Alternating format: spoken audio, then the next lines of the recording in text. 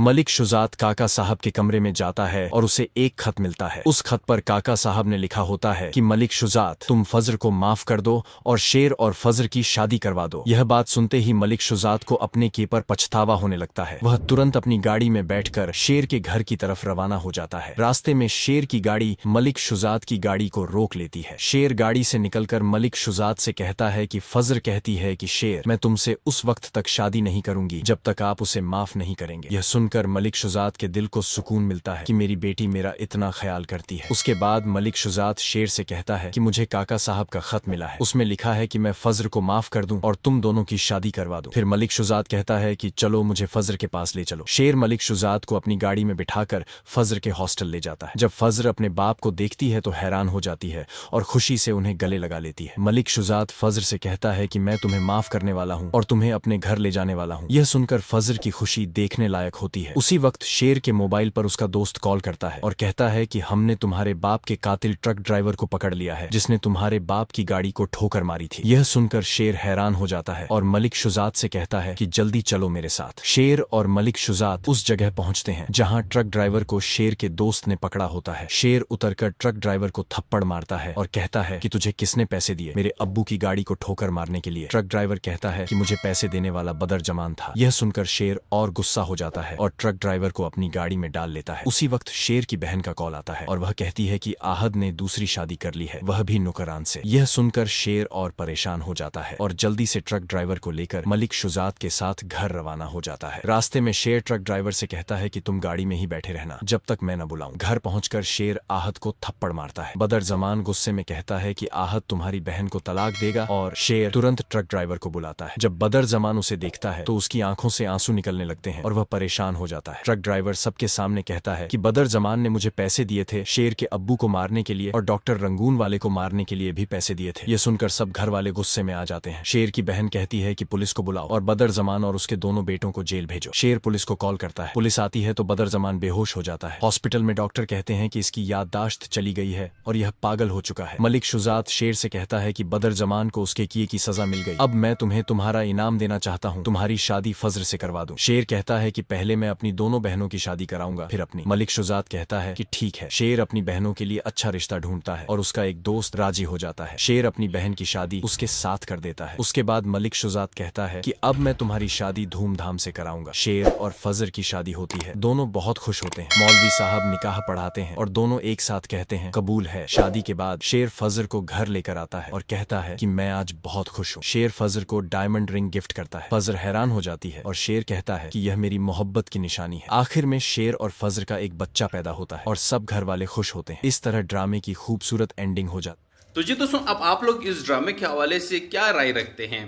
कि इस ड्रामे में जो बुरे कैरेक्टर है उसका क्या अंजाम होना चाहिए और इस ड्रामे का एंड क्या होना चाहिए? इस हवाले से आप लोग अपनी राय हमें कमेंट सेक्शन में लाजमी दीजिएगा। और अगर आप लोगों को हमारी ये वीडियो पसंद आए तो अपने दोस्तों के साथ लाजमी से शेयर कर दीजिएगा। बहुत शुक्रिया एंड थैंक्स फॉर वॉचिंग।